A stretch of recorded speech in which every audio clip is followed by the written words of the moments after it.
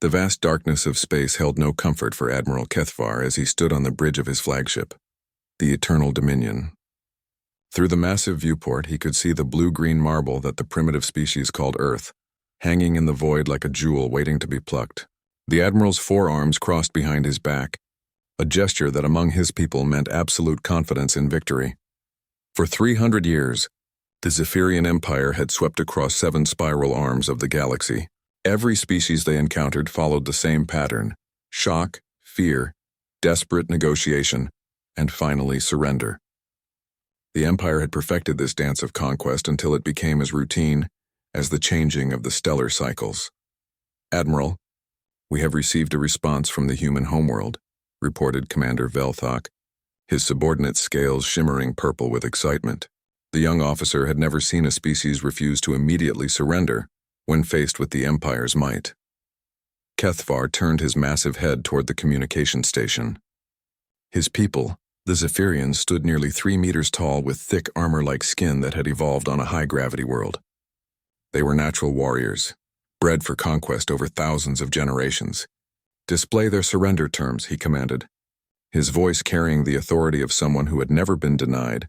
The holographic display flickered to life, but instead of the expected formal surrender document, a simple message appeared in clean, efficient text. Kethvar read it once, then again, his 4 eyes narrowing in confusion. "To the Zephyrian Empire, we acknowledge your ultimatum and your request for immediate surrender of all human colonies and territories. We do not surrender. Instead, we request an audience with your command staff to share information that may be relevant to your decision to engage in warfare with our species. We will send 1 unarmed diplomatic vessel to your location.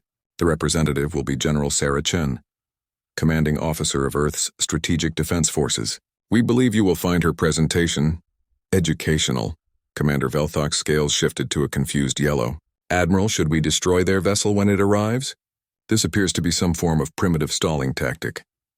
Kethvar stared at the message for a long moment. In all his campaigns, no species had ever responded like this. They didn't beg for mercy or offer tribute. They didn't threaten with weapons they didn't possess. They simply refused to surrender and asked to talk. It was so unexpected that it sparked something the Admiral hadn't felt in decades: curiosity. "No," he said finally, "let them come. Their educational presentation might prove amusing before we begin the bombardment." 3 days later, a small human vessel appeared at the edge of the system. It was primitive by galactic standards, clearly cobbled together from basic technology, but it moved with purpose toward the massive Zephyrian fleet. The ship was barely the size of a shuttle compared to the Empire's kilometer-long dreadnoughts. The human vessel docked with the Eternal Dominion without incident. Kethvar had assembled the full War Council for this meeting, partly out of curiosity and partly because he wanted witnesses to what he assumed would be an amusing display of primitive desperation before the conquest began.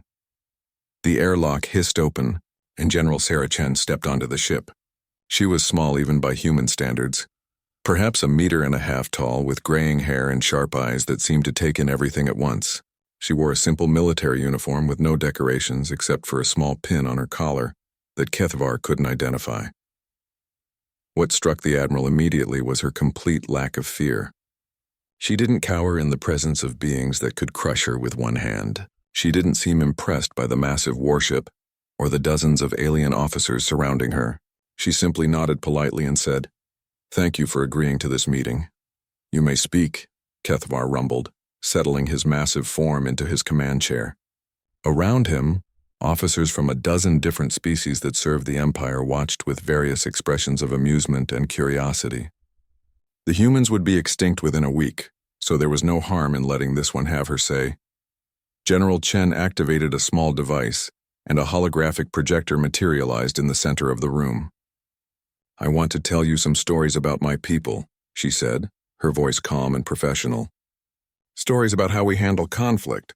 I think you'll find them relevant to your current situation." Several of the younger officers chuckled. "Stories? This primitive creature wanted to tell them bedtime tales? You have conquered many species," Chen continued, ignoring the laughter.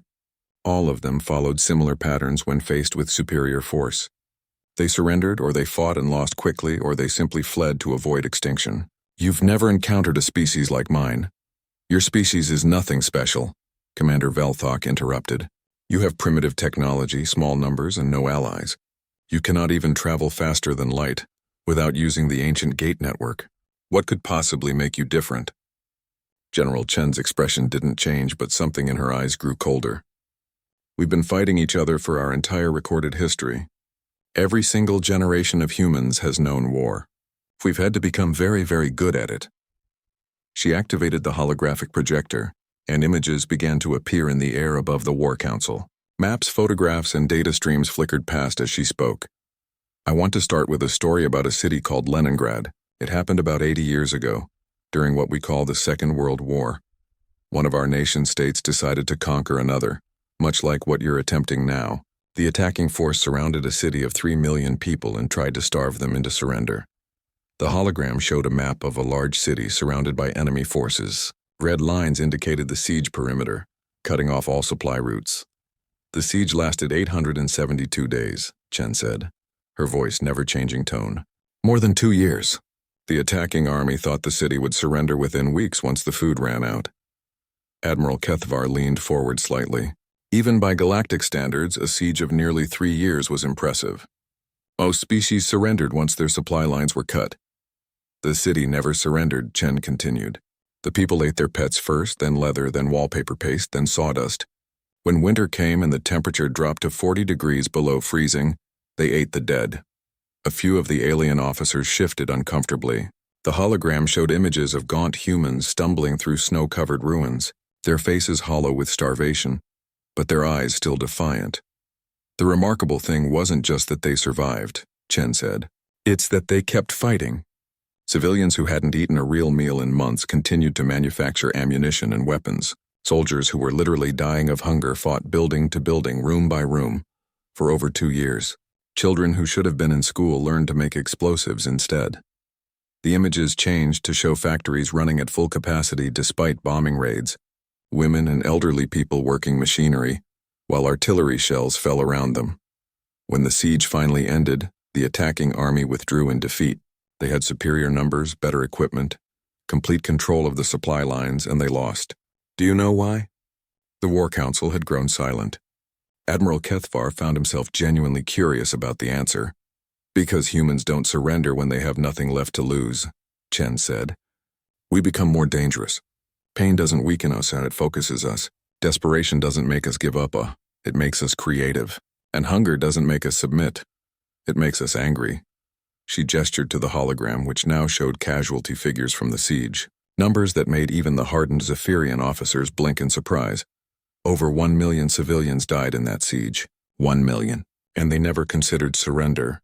Not once. The enemy couldn't understand it, because they came from a civilized society with rules about warfare. They thought there were limits to what people would endure.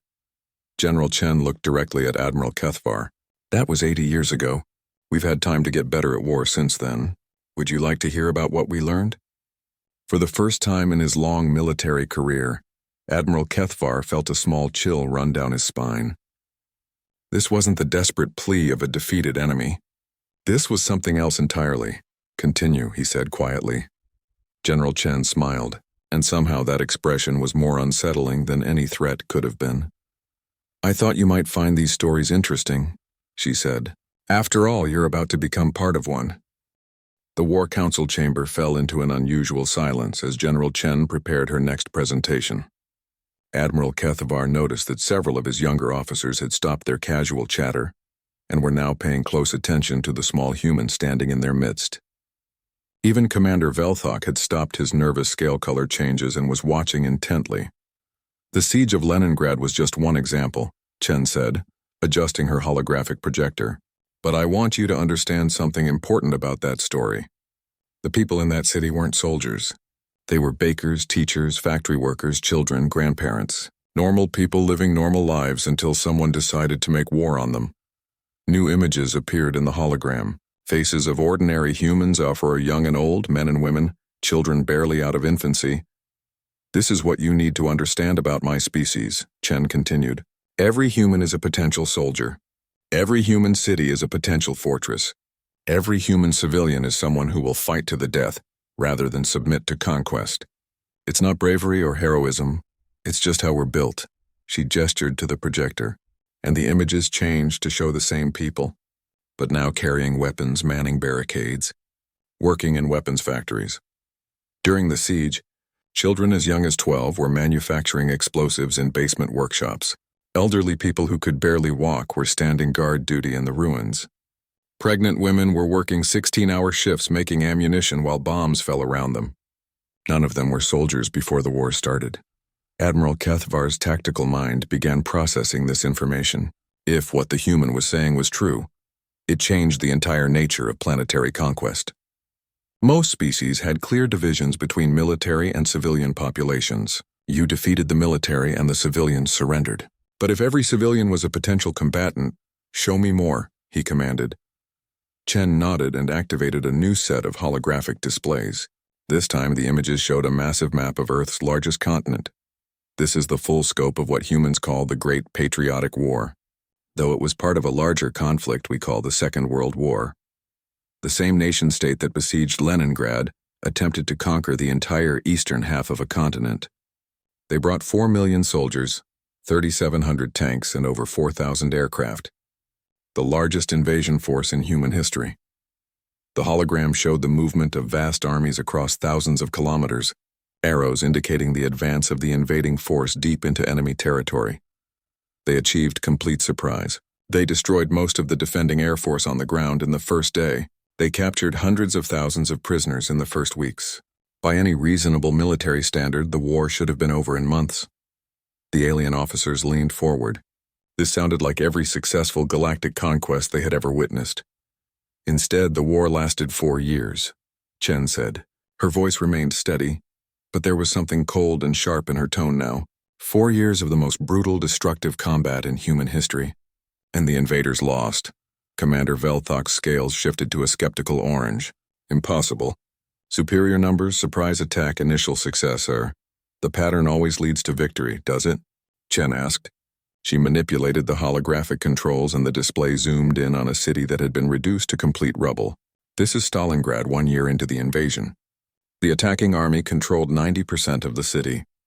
They had air superiority, artillery superiority, and a 3-to-1 advantage in numbers. The images showed a hellscape of destroyed buildings, with tiny figures of soldiers fighting among the ruins. The battle for this single city lasted 6 months. 6 months of fighting room by room, building by building, sometimes floor by floor. Soldiers would control the ground floor of a building, while the enemy controlled the second floor. They would fight with knives and hammers when they ran out of ammunition. The hologram showed close-up images of the combat. Humans fighting in sewers, in the rubble of collapsed factories, in the basements of destroyed apartment buildings. The alien officers watched in growing fascination and horror. The defenders turned every piece of debris into a weapon, Chen continued. They made explosives from industrial chemicals. They created sniper positions in the ruins that could cover a single doorway for weeks. They fought until they ran out of ammunition, then fought with bayonets. When they ran out of bayonets, they fought with entrenching tools and kitchen knives. The images changed to show the aftermath of individual battles. Rooms full of bodies, both sides having fought to the last person. A single building, we called it Pavlov's house, was defended by 31 soldiers for 58 days against constant attack. 31 people held a single building for almost 2 months against an entire army division. When it was over, that building had suffered more casualties than the entire German army sustained in the conquest of France. Admiral Kethvar found himself studying the tactical displays with professional interest despite himself. The human strategy made no logical sense. They had willingly engaged in battles that they could not win, in terrain that favored the attacker against superior numbers. And yet, how did they achieve victory? He asked. They made the cost too high, Chen replied. Every meter of ground cost the invaders dozens of soldiers. Every building cost them hundreds. Every city cost them thousands. They advanced deeper and deeper into our territory, but every step forward weakened them more than it weakened us. The holographic display pulled back to show the broader strategic picture. The invading army's advance had slowed, then stopped, then began to retreat. Winter came, Chen said. The invaders were 3,000 kilometers from their supply bases, in hostile territory, surrounded by a population that would rather die than serve them. Their equipment failed in the cold. Their supply lines were constantly attacked. Their soldiers started deserting. New images appeared showing the retreat, long columns of defeated soldiers stumbling through snow, abandoned equipment scattered across vast distances. In the end, they lost everything. Not just the war, but their entire nation-state ceased to exist. Their cities were destroyed, their government dissolved, their people scattered, all because they thought they could conquer humans the way they had conquered other peoples. The War Council chamber was completely silent now. Even the ship's background hum seemed muted. "But that's not the lesson I want you to take from this story," Chen said. Her voice was quiet, but it carried clearly through the chamber. "The lesson is this. Everything I just described was humans fighting other humans. We were fighting people who thought like us, who had similar technology, who understood our psychology and our tactics." She deactivated the holographic projector and looked directly at Admiral Kethvar. "You are not humans. You don't think like us. You don't understand us. And you've never faced an enemy that fights the way we do." She paused. "So let me ask you a question, Admiral. If we fought that hard against our own species, how hard do you think we'll fight against aliens who want to enslave us?" Admiral Kethvar stared at the small human for a long moment. Around him, his officers shifted uncomfortably, the implications of her words sinking in. "You said this was 80 years ago," he said finally. "What have you learned since then?" General Chen smiled that same unsettling smile. "Oh, Admiral," she said, "I haven't even started telling you what we've learned. The siege of Leningrad and the Battle of Stalingrad were just examples of human endurance. Would you like to hear about what happens when we stop trying to endure and start trying to win?" For the first time in decades, Admiral Kethvar wasn't entirely certain he wanted to know the answer, but he nodded anyway. General Chen reactivated her holographic projector, and the War Council chamber filled with new images. This time, the scale was different. Instead of single cities or regions, the display showed entire continents, with massive arrows indicating the movement of armies, navies, and air forces across vast distances. "What I showed you before was defensive warfare," Chen said. "Humans protecting their homes, their families, their cities. That's when we're at our most stubborn and difficult to defeat. But I want to show you what happens when humans decide to go on the offensive." Admiral Kethvar leaned forward in his command chair. Around him, the War Council watched as the holographic display revealed the scope of something far larger than anything they had seen before. "This is the full extent of the Second World War," Chen continued. "It lasted 6 years and involved every major human nation-state on the planet. By the end, more than 70 million humans were dead, and we had transformed our entire civilization into a machine designed for one purpose: complete and total victory." The numbers were staggering. Even the Zephyrian Empire, with its vast resources and 3 centuries of conquest, had never undertaken a military operation on this scale. At the beginning of the war, most human armies were small, professional forces with limited equipment. By the end, we had armies of millions. Single battles involved more soldiers than most species have in their entire military. The hologram zoomed in on various theaters of combat, massive tank formations rolling across open plains, fleets of aircraft darkening the sky, naval battles involving hundreds of ships spread across thousands of square kilometers of ocean. The Soviet Union alone lost 27 million people and still kept fighting. The United States built 37,000 tanks in 4 years. Britain, despite being bombed daily for months, increased its aircraft production by 800%. Germany, even while surrounded and facing defeat, continued manufacturing weapons until their capital city was literally being fought over street by street. Commander Velthok's scales shifted to a confused purple. "These numbers are impossible. No species can sustain such losses and continue fighting." "That's what I'm trying to explain to you," Chen replied. "Humans can. More than that, we get better at it. Look at these production figures." The holographic display showed industrial statistics that made the alien officers stare in disbelief. Weapons production had increased exponentially throughout the war, reaching levels that should have been impossible for a pre-spaceflight civilization. In 1940, the United States produced 3,000 aircraft. In 1944, they produced 96,000 aircraft. In 1 year. That's not just improvement, that's a complete transformation of an entire civilization. She manipulated the controls, and the display showed factories that had been converted from civilian production to military use. Automobile factories started building tanks. Typewriter factories started making machine guns. Piano factories started producing aircraft wings. Radio factories started manufacturing communication equipment. In less than 2 years, we converted our entire industrial base to support total war. The images showed vast assembly lines where workers, and many of them women and elderly people, worked around the clock to produce weapons and equipment. And it wasn't just military equipment, Chen continued. We redesigned our entire food distribution system to support armies in the field. We created new medical techniques to keep wounded soldiers fighting. We developed new communication technologies to coordinate operations across multiple continents simultaneously. Admiral Kethvar studied the logistics displays with growing unease. The scale of coordination required for such operations was beyond what most galactic civilizations could achieve.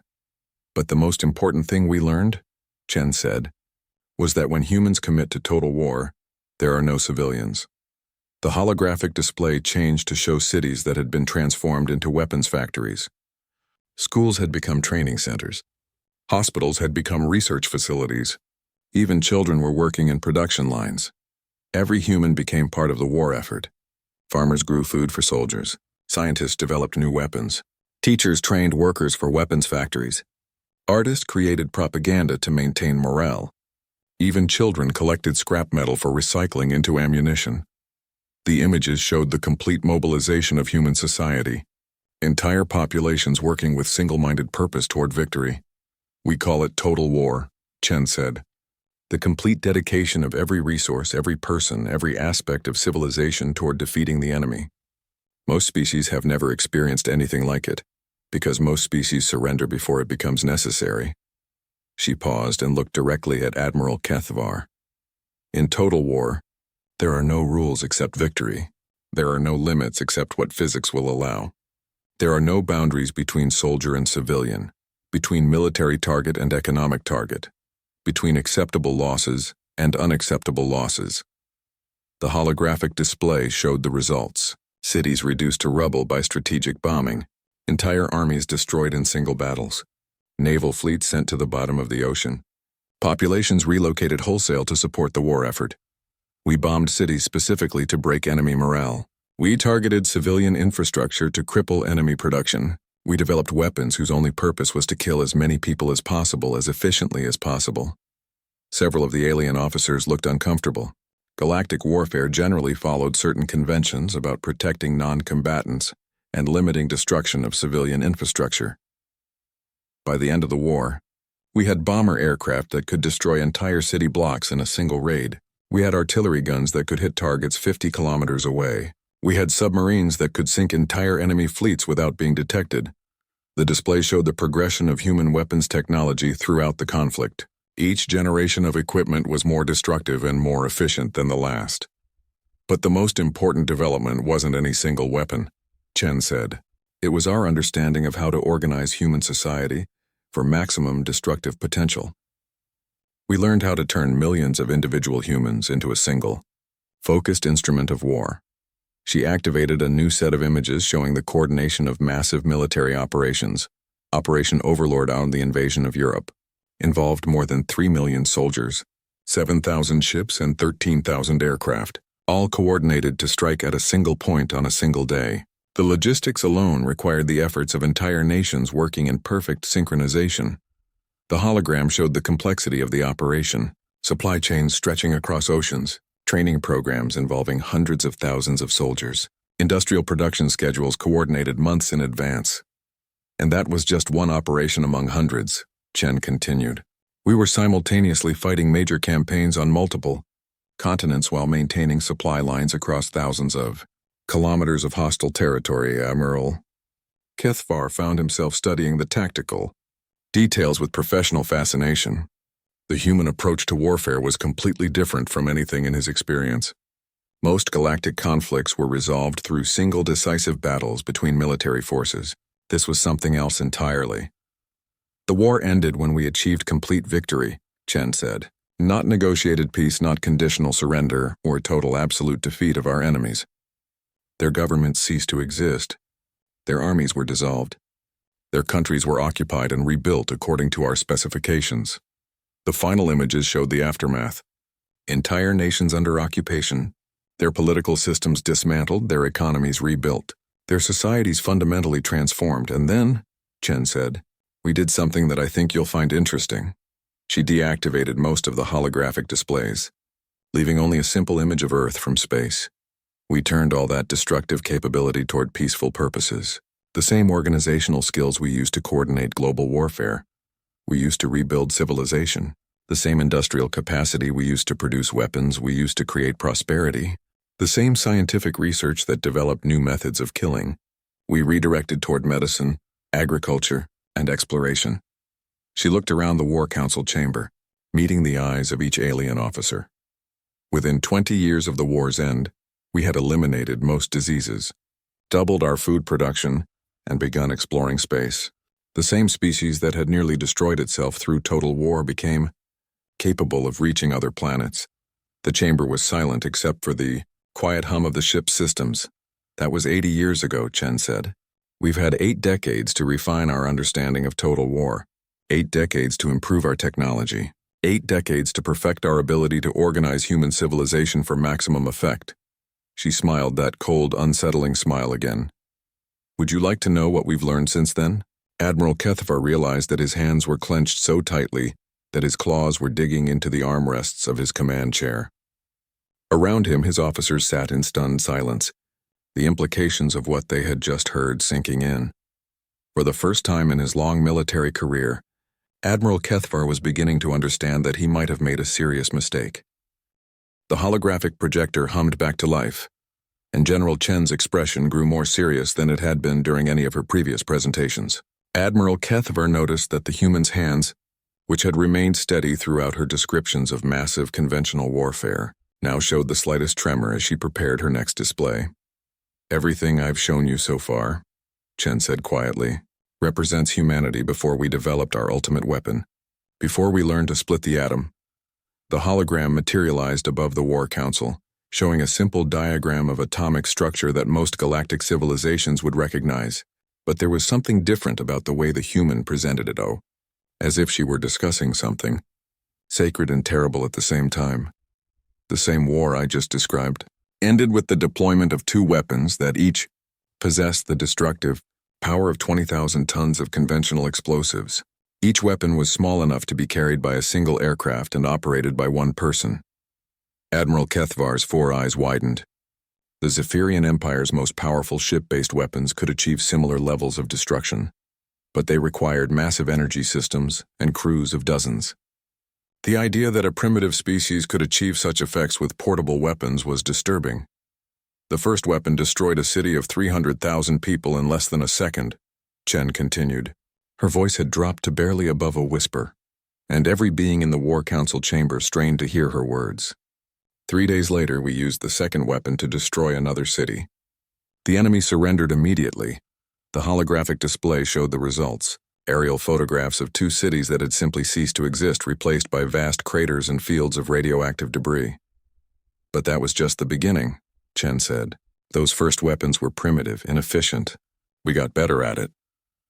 The display changed to show the progression of human nuclear technology over the following decades. The numbers that appeared made several alien officers gasp audibly. Within 20 years, we had developed weapons 1,000 times more powerful, single devices that could destroy entire mountain ranges. Within 40 years, we had weapons that could crack continental plates and poison entire planets. Commander Velthok's scales shifted through a rapid cycle of colors that indicated extreme distress. Impossible. No civilized species would develop such weapons. The risk to your own planet? We built enough nuclear weapons to destroy our own world 300 times over, Chen said, cutting him off. At the peak of what we called the Cold War, we had more than 70,000 nuclear warheads, enough to sterilize every planet in the solar system and still have weapons left over. The holographic display showed a map of Earth with thousands of red dots indicating the locations of nuclear weapons. The density was overwhelming. Every major population center, every military installation, every industrial complex was targeted multiple times over. And we pointed them all at ourselves, Chen added. For 45 years, humanity lived under the constant threat of complete extinction. Every human child grew up knowing that civilization could end in 30 minutes without warning. Admiral Kethvar struggled to comprehend the implications.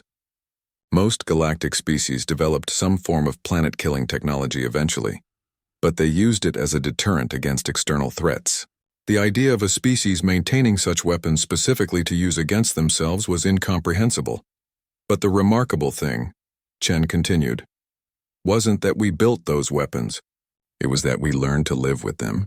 For nearly half a century, human civilization continued to function normally while balanced on the edge of total annihilation.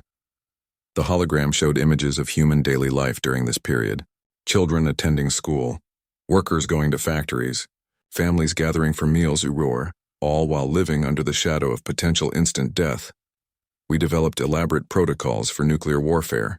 We built underground bunkers that could sustain thousands of people for years after a nuclear exchange. We created communication systems that would continue functioning even after our governments were destroyed. We planned for every possible scenario of nuclear conflict. The display showed vast underground installations, hardened communication networks, and detailed evacuation procedures. Most importantly, we developed the doctrine of mutually assured destruction.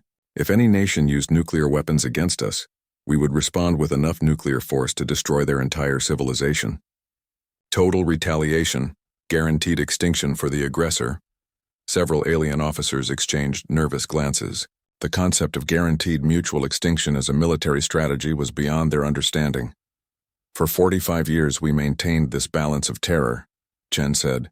Thousands of weapons on constant alert, ready to launch within minutes. Submarines hiding in our oceans carrying enough firepower to destroy continents. Aircraft in the air 24 hours a day, loaded with nuclear weapons and waiting for orders to attack. The holographic display showed the vast infrastructure of nuclear warfare. Missile silos, submarine bases, bomber aircraft, command centers are all maintained at constant readiness for a war that would end human civilization. And then something interesting happened, Chen said. The Cold War ended. One of the major powers collapsed and the immediate threat of nuclear war decreased. Most galactic civilizations would have dismantled their weapons at that point, right? Admiral Kethvar found himself nodding. It was the logical response. We didn't, Chen said. Instead, we started developing better weapons. The holographic display showed the next generation of human nuclear technology. Weapons with increased accuracy, better penetration capabilities, enhanced radiation effects. We developed nuclear weapons specifically designed to destroy underground bunkers. Nuclear weapons designed to create maximum radioactive contamination. Nuclear weapons designed to generate electromagnetic pulses that would destroy electronic systems across entire continents. The images showed the testing of these weapons. Underground explosions that created artificial earthquakes. Atmospheric detonations that lit up the sky like artificial suns. Ocean tests that created massive tsunamis. But our greatest achievement, Chen said, was learning to make nuclear weapons smaller and more efficient. We developed nuclear artillery shells, nuclear torpedoes, nuclear mines that could be hidden anywhere and detonated remotely. The display showed weapons that were barely larger than conventional explosives but carried the destructive power of early nuclear bombs. Single human soldier can now carry enough nuclear firepower to destroy a small city, Chen said. Our submarines carry enough weapons to sterilize entire star systems. Our spacecraft are primitive as they are, carry nuclear weapons as standard equipment. Admiral Kethvar felt a chill that had nothing to do with the temperature of the War Council chamber. If the human was telling the truth, then humanity possessed more destructive capability than most galactic civilizations achieved, even after centuries of technological development.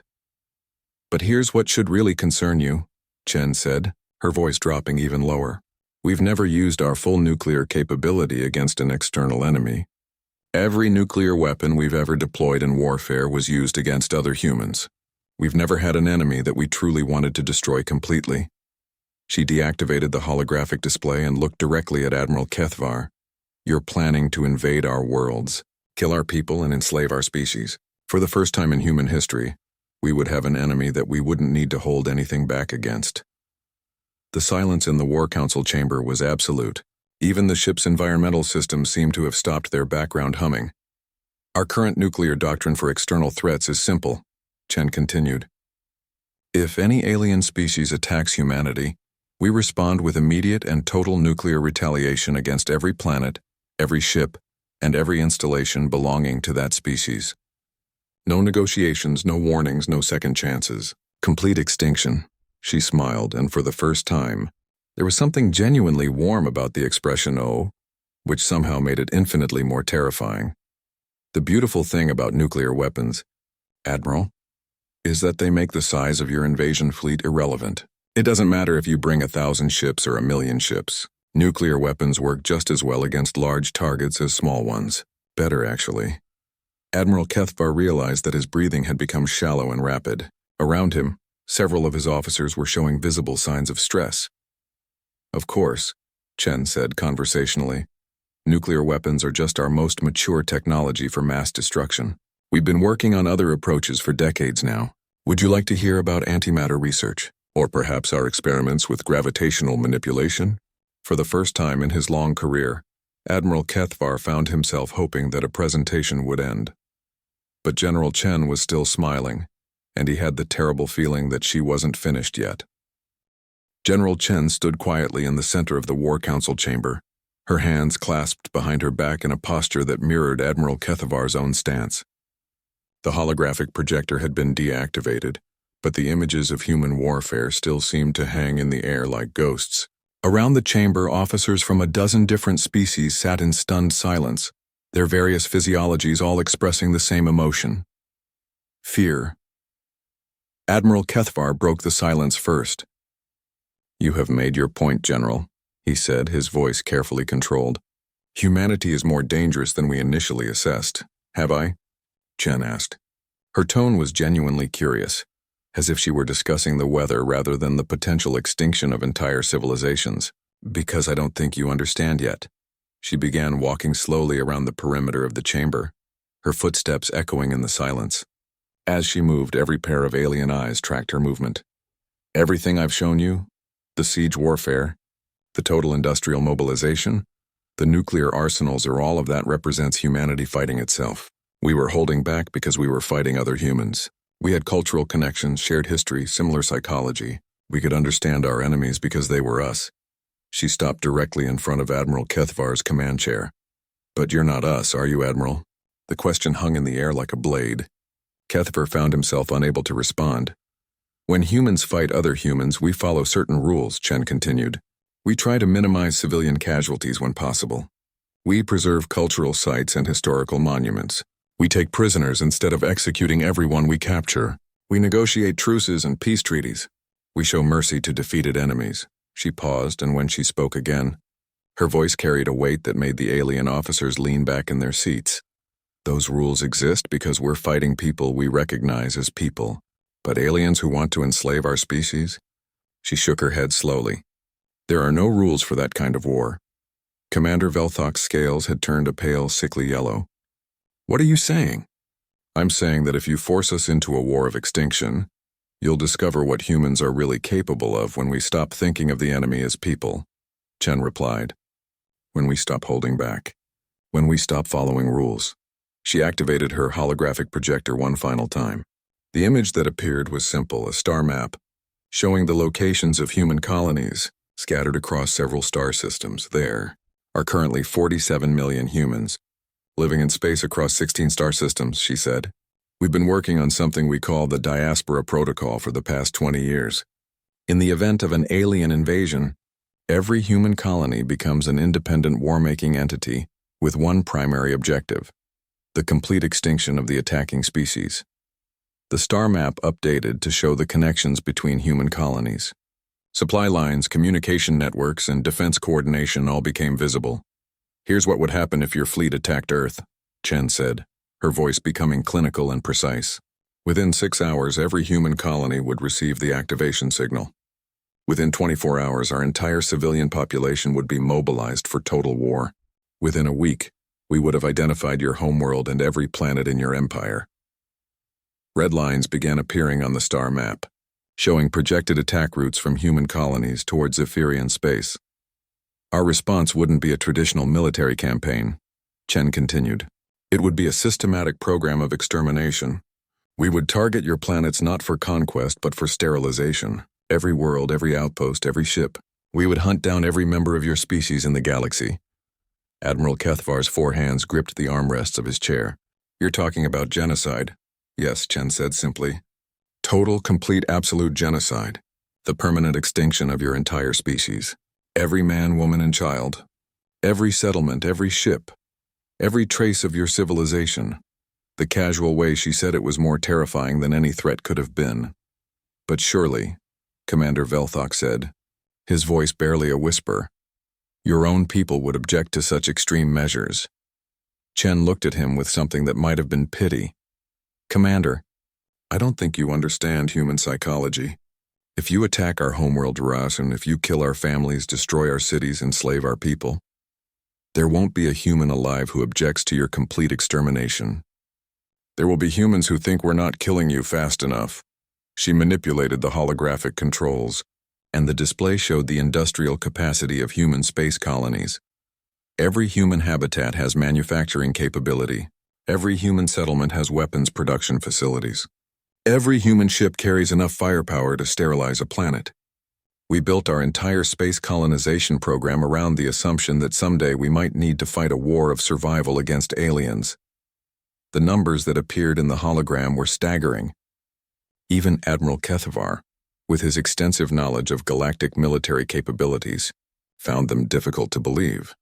In a war of extermination, we wouldn't need to protect our civilians because they would all be soldiers. We wouldn't need to preserve resources because we'd be using them to build weapons. We wouldn't need to follow any moral or ethical constraints because we'd be fighting for the survival of our species. The star map updated to show the full extent of human space presence. Colonies, mining operations, research stations, and mobile habitats spread across dozens of star systems. Most importantly, Chen said, we wouldn't need to win quickly. We could fight for generations if necessary. Human space colonies are completely self-sufficient. We could lose Earth tomorrow and our space population would continue growing, continue building weapons, continue hunting your species for the next 1,000 years. She deactivated the holographic projector and looked around the War Council chamber. That's what you need to understand about humanity, Admiral. We don't just fight wars. We fight for the survival of our species. And when human survival is at stake, we become something that no galactic civilization has ever encountered before. The silence that followed was absolute. Admiral Kethvar found himself staring at the small human figure and trying to process what he had just heard. This wasn't military posturing or diplomatic bluffing. This was a simple statement of fact delivered by someone who had spent her entire life studying warfare. Finally, Admiral Kethvar spoke. What do you want from us? Nothing, Chen replied. I want you to leave human space and never come back. I want you to reclassify humanity as a non-interference zone in your galactic databases. I want you to ensure that no other galactic power ever considers attacking human settlements. She paused and looked directly into his eyes. In exchange, humanity will continue to ignore galactic politics and focus on our own development. We won't interfere with your empire or compete for your resources. We'll simply continue expanding into uninhabited systems and leave you alone. And if we refuse?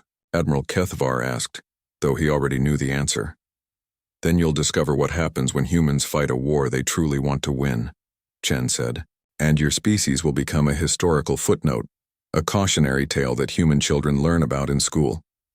Admiral Kethvar sat in his command chair for a long time, weighing options that all seemed to lead to the same conclusion.